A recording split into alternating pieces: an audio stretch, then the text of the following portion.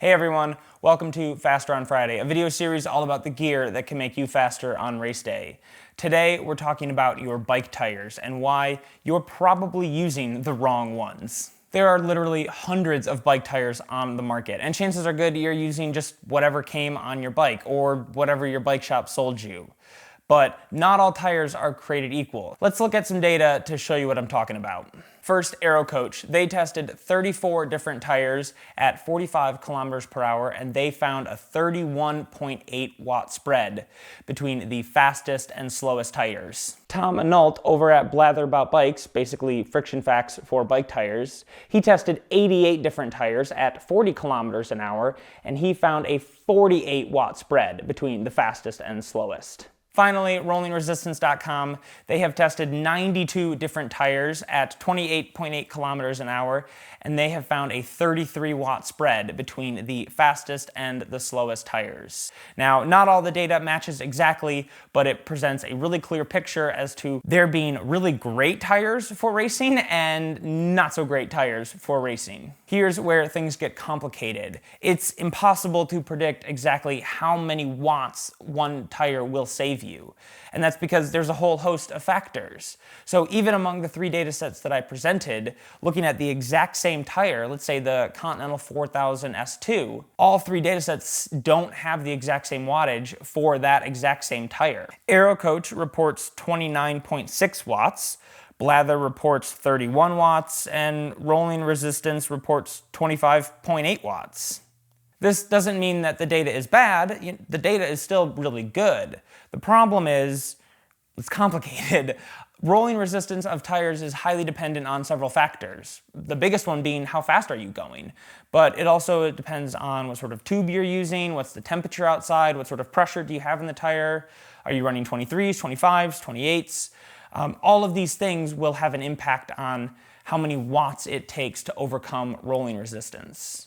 But we can still use the data. If we find a fast tire across all three data sets, then chances are good the tire will be fast for us, regardless of if we have the same pressure and temperature and speed that they were testing at. The tire's fast, and therefore it'll be fast for us under any condition. But I caution you from just trying to look for the fastest one and then buy that. So for example, I run the Continental 5000, and according to Aerocoach, there are 13 other tires that are faster than that one.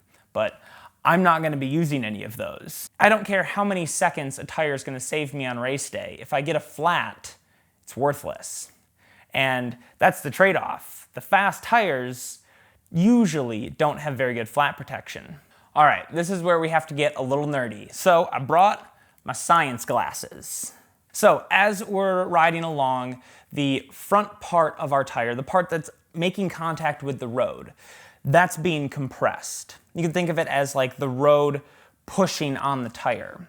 Then, as the tire rolls along, the patch just leaving the road, just where they separate, the tire is pushing back on the road, sort of rebounding back to its original shape. So I've got this tire, the road pushes on the tire pushes on the road effect as I roll along. But it's not an even trade. It doesn't work perfectly. There's energy lost through the whole system. So the road pushes on the tire, you could think of it as harder than the tire pushes back on the road. It takes more work to roll along. And this makes sense. Tires don't roll forever. They eventually stop. But this is where kind of the complexity lies, because the speed that you're traveling, the roughness of the road, the temperature of the tire, all of these things will affect how easily that tire compresses. And so a tire that compresses really easily has a really low rolling resistance. And that's why the tire, like the Victoria Corsair Speed, what is it, like G+2? I don't know. It's some crazy name. But that's why that tire is so fast, because the thing is paper thin. It's super flexible, but paper doesn't stop a whole lot from puncturing it. So that's why I'm not going to use that tire, because I'm going to get a flat. So that's where the trade-off is, the trade-off between rolling resistance and flat protection.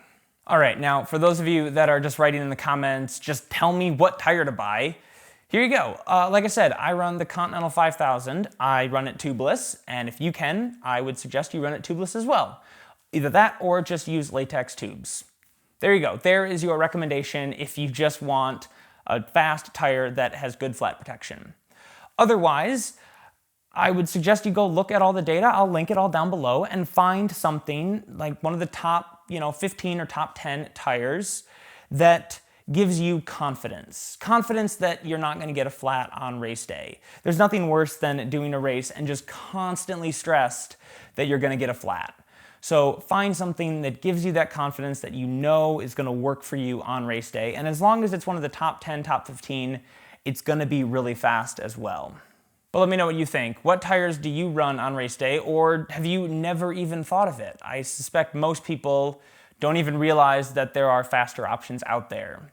But let me know in the comments down below, and give this video a big thumbs up if it was helpful or you want to see more content like this. There's a ton more that we could talk about, from pressure to like different factors for rolling resistance. There's a ton of complexity that we could dive into. It's my favorite type of topic. So give this video a thumbs up if you'd like to see more of that, and we will see you next week for another video.